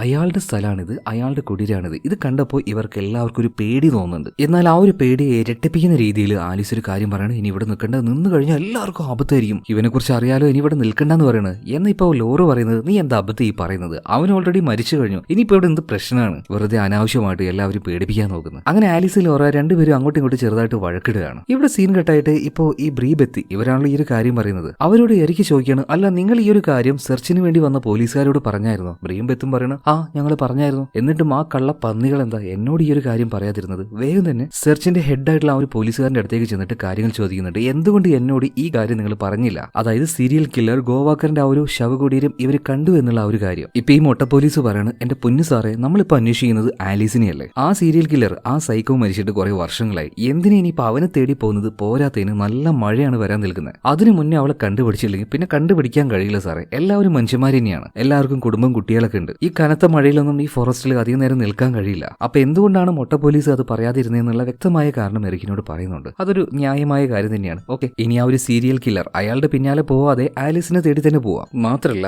മറ്റൊരു കാര്യം കൂടെ എറിക്ക് അറിഞ്ഞിട്ടുണ്ട് കേട്ടോ. ബ്രീ ബെത്ത് രണ്ടുപേരും സഹോദരിമാരാണല്ലോ. എന്നാൽ ബെത്തിനെ കുറിച്ച് പറയുകയാണെങ്കിൽ ആള് കുറച്ചെല്ലാം നല്ല രീതിയിൽ അലമ്പാണ്. സ്വന്തം ചേച്ചിയായിട്ടുള്ള ബ്രീയുടെ കാശ് തന്നെ അവർ സേവ് ചെയ്ത നല്ലൊരു എമൗണ്ട് തന്നെ അടിച്ചു മാറ്റിയിട്ടുണ്ടായിരുന്നു. ഈ കാര്യം ബ്രീ അറിഞ്ഞ സമയത്ത് രണ്ടുപേർക്കും ഇടയിൽ നന്നായിട്ട് വഴക്കുണ്ടായി. പിന്നീട് അയൽവാസികളാണ് പോലീസുകാരെ വിളിച്ചു പറഞ്ഞതും അതിന്റെ പേരിൽ ബെത്തിനൊരു കേസും നിലവിലുണ്ട്. അതായത് ഈ കൂട്ടത്തിൽ ആരും വലിയ നല്ല പുള്ളികളൊന്നുമല്ല എന്ന് ഓരോ ആൾക്കാർ സംസാരിക്കുമ്പോഴും ഞാൻ നല്ലതാണ് എന്ന രീതിയിലാണ് ഓരോരുത്തരുടെയും സംസാരം. അപ്പൊ ഈ ഒരു കാര്യം മനസ്സിലാക്കിയിട്ട് എറിക്ക് പറയാണ്, നിങ്ങൾ ആരും മര്യാദക്ക് ഇതുവരെയായിട്ട് ഒരു കാര്യം പറയുന്നില്ല, എല്ലാവരും എന്തൊക്കെയോ ചില കാര്യങ്ങൾ മറയ്ക്കുന്നുണ്ട്, അതുകൊണ്ട് തന്നെ ഒരുമിച്ച് ഇനി കാര്യങ്ങൾ പറഞ്ഞാൽ മതി എന്ന് പറഞ്ഞിട്ട് എല്ലാവരും ഒരു റൂമിൽ നിർത്തിക്കൊണ്ട് അന്ന് ആ ഒരു പഴയ വീട്ടിൽ വെച്ച് പിന്നീട് എന്താ സംഭവിച്ചത്, പിന്നീട് എല്ലാവരും കൂടി തന്നെ ആ ഒരു കാര്യങ്ങൾ പറയാൻ തുടങ്ങുകയാണ്. അതായത് രാത്രിയായ സമയത്ത് എന്തായാലും ആലീസിന് ഒറ്റയ്ക്ക് ഇവിടുന്ന് പോകാൻ കഴിയില്ല. അതുപോലെ ഏകദേശം എല്ലാവരുടെ ടോർച്ചിലെ ചാർജും കാര്യങ്ങളൊക്കെ കഴിഞ്ഞിട്ടുണ്ടായിരുന്നു. ആകെ ചാർജ് ഉണ്ടായിരുന്നത് ബെത്തിന്റെ ടോർച്ചിൽ മാത്രമാണ്. അപ്പൊ ബെത്തിനോട് ജില്ലിങ്ങനെ പറയുന്നുണ്ട്, വെറുതെ അത് കത്തിച്ച് വെക്കണ്ട, നമുക്ക് യൂസ് ആവുന്ന സമയത്ത് അത് ഓണാക്കിയാൽ പോരെയെന്ന്. ആലീസും അതേ കാര്യം തന്നെ ബെത്തിനോട് പറയുന്നുണ്ടായിരുന്നു. എന്നാൽ ബെത്ത് പറയാണ്, ഞാൻ കെടുത്തില്ല, എനിക്ക് തോന്നിയാ ഞാൻ കെടുത്തുന്നു. ഇത് പറഞ്ഞ ആലീസിന്റെ മുഖത്തേക്ക് ആ ഒരു ടോർച്ച് അടിച്ച് അവളെ വല്ലാണ്ടിട്ട് ദേഷ്യപ്പെടുത്തുകയാണ്. അപ്പൊ അതിൽ പ്രൊവോക്കായ ആലീസ് നേരെ ബെത്തിനെ വന്ന് അടിക്കാൻ നോക്കുകയാണ് കേട്ടോ. രണ്ടുപേരും അങ്ങോട്ടും ഇങ്ങോട്ടും ഉന്തുത്തള്ളു. സോ എല്ലാവരും വന്ന് വേഗം ഇവരെ പിടിച്ചു മാറ്റാൻ നോക്കുന്നുണ്ട്. അപ്പൊ അങ്ങോട്ടേക്ക് വന്ന ജില്ല് ഇവർ പിടിച്ചു മാറ്റാൻ നോക്കിയപ്പോൾ ആലീസ് ജില്ലിനെയും തള്ളുകയാണ്. അങ്ങനെയാണ് ജില്ല് തെറിച്ചു പോയി വീണ് അവൾക്ക് പരിക്ക് പറ്റുന്നത്. എന്തായാലും 5 പേര് ഇതുപോലെ പെട്ടുകിടക്കുകയാണ്. ഇനി ഇവിടെ വെച്ചൊരു പ്രശ്നം വേണ്ട, എന്തായാലും ആ ഒരു ടോർച്ച് വന്നിട്ട് ആ ടോർച്ചും മേടിച്ചു വെക്കുന്നുണ്ട്. അതുപോലെ തന്നെ ആലീസിന്റെ കയ്യിൽ ഒരു ഫോൺ ഉണ്ടായിരുന്നു, ആ ഫോണും മേടിച്ചു വെക്കുകയാണ്. എന്തായാലും നീ ഇനി രാത്രി ഇവിടുന്ന് പോകണ്ടെന്ന് പറഞ്ഞിട്ട് അങ്ങനെ എല്ലാവരും ആ ഒരു വീട്ടിൽ തന്നെ രാത്രി കഴിഞ്ഞു കൂടുന്നുണ്ട്. എന്നാൽ പിറ്റേ ദിവസം രാവിലെയായി നോക്കുമ്പോൾ അവിടെ ആലീസിനെ കാണാനില്ല. 4 പേരും ഇതന്നെയാ പറയുന്നത്. അർദ്ധരാത്രിയിൽ ആലീസിന് എന്ത് സംഭവിച്ചു, അവൾ എങ്ങോട്ട് പോയിട്ടുണ്ടാവും, ഒറ്റയ്ക്ക് എന്തായാലും പോകാനുള്ള ഒരു സാധ്യതയില്ല. അത്ര വിശാലമായി കിടക്കുന്ന ഒരു കാടൊന്നുമല്ല, നല്ല നിബിഡമായ വനമാണ്. ഒറ്റയ്ക്ക് പോയ 8ന്റെ പണി കിട്ടുന്നു. പോകുന്നവർക്ക് എന്തായാലും മനസ്സിലാക്കാനുള്ള ഒരു സാമാന്യ ബുദ്ധിയൊക്കെ ഉണ്ട്. അങ്ങനെ പിറ്റേ ദിവസം രാവിലെ ആയപ്പോൾ തന്നെ ആ ഒരു മൊട്ട പോലീസ് എറിക്കിന്റെ അടുത്തേക്ക് വന്നിട്ട് ഒരു കാര്യം പറയുന്നത്, സാറേ ആകെ പ്രശ്നമായിട്ടുണ്ട്, നല്ല കാറ്റും അതുപോലെ തന്നെ മഴയും വരാനിരിക്കുകയാണ്. ഇനി സെർച്ചിങ്ങിനായിട്ട് പോലീസുകാർ ഉള്ളിലേക്ക് പോയാൽ അവരുടെ പണി തീരും, ആർക്കും പോകാനായിട്ട് ധൈര്യമില്ല, എന്താ ചെയ്യേണ്ടതെന്ന് എറിക്കിനോട് ചോദിക്കുകയാണ്. എറിക്കിനും ഇപ്പൊ ആകെ കൺഫ്യൂഷനായി. ഇനി എന്തായാലും പോലീസുകാരെ ഈ സെർച്ചിങ്ങിന് കിട്ടില്ല. അപ്പൊ ആലീസിന് ഇങ്ങനെയൊന്നും സംഭവിക്കാൻ കാരണക്കാരൻ ഞാൻ കൂടിയാണല്ലോ എന്നുള്ള ആ ഒരു കുറ്റബോധം എറിക്കിന്റെ ഉള്ളിലുണ്ട്. ഇനി ആര് വന്നിട്ടില്ലെങ്കിലും ഞാൻ പോയിട്ട് അവളെ കണ്ടുപിടിക്കും എന്നുള്ള ആ ഒരു ഡിസിഷനിൽ വേഗം തന്നെ ആ ഒരു ഫോറസ്റ്റിന്റെ മാപ്പ് എടുക്കുകയാണ്. ചെറിയ പ്രായത്തിൽ കുറച്ച് തവണ എറിക്കും അവന്റെ ആ ഒരു അച്ഛനും അമ്മയും കൂടെ ഇങ്ങോട്ടേക്ക് വന്നിട്ടുണ്ട്. അതുകൊണ്ട് തന്നെ കാടിനെ കുറിച്ച് അത്യാവശ്യ ഒരു ധാരണ എറിക്കുന്നുണ്ട്. പിന്നീട് ആ ഒരു ഫോറസ്റ്റ് ഉണ്ടല്ലോ അതിന്റെ ആ ഒരു മാപ്പ് എടുക്കുകയാണ്. മാത്രമല്ല ഗൈഡായിട്ടുള്ള ഇയാനെയും വിളിച്ചു വരുത്തിയിട്ട് അവനോടും കാര്യങ്ങൾ ചോദിച്ചറിയണം. അതായത് അത്യാവശ്യം കാടിനെ കുറിച്ച് ഇയാനും നന്നായിട്ട് അറിയാം. ഇവര് വഴിതെറ്റി നോർത്ത് സൈഡിലേക്ക് പോയ സമയത്ത് അവിടെ എന്തോ ഒന്ന് കണ്ട് വല്ലാണ്ട് ഭയന്നു എന്ന് ജില്ലി പറയുന്നുണ്ടല്ലോ. അതായത് വലിയ വലിയ മരങ്ങളും അവിടെ ഒരുപാട് വവ്വാലുകളും. ഇതുപോലൊരു സ്ഥലം ഉള്ളതായിട്ട് നീ കേട്ടിട്ടുണ്ടോ? ഇയാനോട് ചോദിക്കുമ്പോൾ ഇയാൻ പറയാണ്, ആ ഞാൻ കേട്ടിട്ടുണ്ട്, ഈ ഭാഗത്തായിട്ട് അങ്ങനെ ഒരു സ്ഥലം ഉണ്ടെന്ന് പറയണം. എന്നാ പിന്നെ എന്തിനാ വെയിറ്റ് ചെയ്യുന്നത്, നേരെ പോവല്ലേന്ന് ചോദിക്കുകയാണ്. ഇവർ രണ്ടുപേരും വണ്ടിയെടുത്ത് നേരെ ആ ഒരു ഭാഗത്തേക്ക് പോകുന്നുണ്ട്. ഇവിടെ വെച്ച് വീണ്ടും നമ്മളെ ഒരു ഫ്ലാഷ് ബാക്കിലേക്ക് കൊണ്ടുപോകണം. അതായത് ശരിക്കും 3 ടൈം ലൈനിലൂടെയാണ് ഈ സിനിമ മുന്നോട്ടേക്ക് പോകുന്നത്. ഒന്ന് എറിക്കിന്റെ ഓർമ്മകളിലൂടെ, അതായത് അവന്റെ അമ്മയെ കാണാതായപ്പോൾ അവന്റെ അച്ഛനും അമ്മയും കൂടെ കാട്ടിലേക്ക് അവരെ തേടി അങ്ങനെ പോയായിരുന്നല്ലോ. അങ്ങനെ തേടി പോകുന്ന സമയത്തെല്ലാം ഒരു നായയുടെ കുരച്ചിൽ വല്ലാണ്ട് തന്നെ എറിക്ക് കേൾക്കുന്നുണ്ടായിരുന്നു. അതൊന്ന്. അതുപോലെ തന്നെ അന്ന് രാത്രിയിൽ എല്ലാവരും കിടന്നുറങ്ങിയപ്പോൾ ആലീസ് ഉണ്ടല്ലോ, ആലീസിന്റെ മേടിച്ചു വെച്ച ആ ഒരു ഫോണ് അത് ജില്ലിന്റെ കയ്യിലുണ്ടായിരുന്നു. ജില്ലിന്റെ കയ്യിൽ നിന്നും ആ ഒരു ഫോൺ എടുത്തു. അതുപോലെ തന്നെ കത്തുന്ന ടോർച്ച് ബെത്തിന്റെ കയ്യിലായിരുന്നു. ആ ടോർച്ചും അവൾ അടിച്ചു മാറ്റി. എന്നിട്ട് യാതൊരു ബോധവും ഇല്ലാതെ എങ്ങനെങ്കിലും കാടിന്റെ പുറത്തേക്ക് കടക്കണം എന്നുള്ള ആ ഒരു വാശി കാരണം ആലീസ് ഒറ്റയ്ക്ക് തന്നെ അർദ്ധരാത്രിയിൽ ആ വീട് വിട്ട് പുറത്തേക്ക് ഇറങ്ങി. ഇപ്പൊ 2 ടൈം ലൈൻ നമ്മൾ കണ്ടു കഴിഞ്ഞല്ലോ. ഇനി 3ാമത്തെ ടൈം ലൈൻ, അതായത് പ്രസന്റ് ഡേയിൽ നോക്കുകയാണെങ്കിൽ എറിക്കും അതുപോലെ തന്നെ ഗൈഡായിട്ടുള്ള ഇയാൻ, ഇവര് രണ്ടുപേരും കൂടെ കുറെ വവ്വാലുകളുള്ള കാടിന്റെ ആ ഒരു ഏരിയ ഉണ്ടല്ലോ ആ ഒരു ഭാഗത്തേക്ക് വന്നിട്ടുണ്ട്. ഇപ്പോൾ ആ ചുറ്റുവട്ടത്ത് തന്നെയാണല്ലോ ആ സൈക്കോ കില്ലർ ഗോവാക്കിന്റെ ആ ഒരു പഴയ മരത്തിന്റെ വീടുള്ളത്. അങ്ങോട്ടേക്ക് വന്നപ്പോൾ ആ ഒരു വീട് ഇപ്പോൾ എറിക്കും അതുപോലെ തന്നെ ഇയാനും കാണുന്നുണ്ട്. ആ വീട് കണ്ടപാട് തന്നെ എറിക്കിന് മറ്റൊരു കാര്യം ഓർമ്മ വരികയാണ്. അവനും അവന്റെ അച്ഛനും കൂടെ കാണാതായ അമ്മയെ തേടി വന്ന സമയത്ത് ഇതേ മരത്തിന്റെ വീടിന്റെ അരികിൽ വെച്ച് തന്നെയാണ് ബോധമില്ലാതെ കിടക്കുന്ന അവന്റെ അമ്മയെ കിട്ടിയത്. പിന്നീട് നോക്കുമ്പോൾ അമ്മയ്ക്ക് കുഴപ്പമൊന്നുമില്ല, സംസാരിക്കുന്നൊക്കെ ഉണ്ട്. രണ്ടുപേരും വേഗം തന്നെ അമ്മയുമായിട്ട് പുറത്തേക്ക് വരുന്നുണ്ട്. കാറിൽ കയറ്റി അവരുമായിട്ട് വേഗം അവിടുന്ന് പോവുകയും ചെയ്തിട്ടുണ്ട്. ആ ഫ്ലാഷ് ബാക്ക് കഴിഞ്ഞു വീണ്ടും പ്രസന്റ് ടൈമിൽ തന്നെ കാണിക്കുകയാണ്. അതായത് ഈ വീടും ഇതിന്റെ പരിസരവും ഇവിടെയാണ് വിശദമായിട്ട് നമ്മൾ പരിശോധിക്കേണ്ടത്. ഒരു ഭാഗത്ത്